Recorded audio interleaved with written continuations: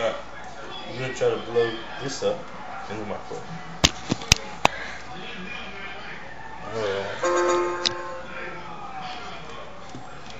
What you wanna do is cut it down the middle until just the skin is left.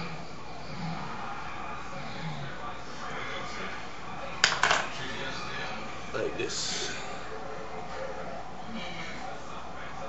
Then put it in the microwave.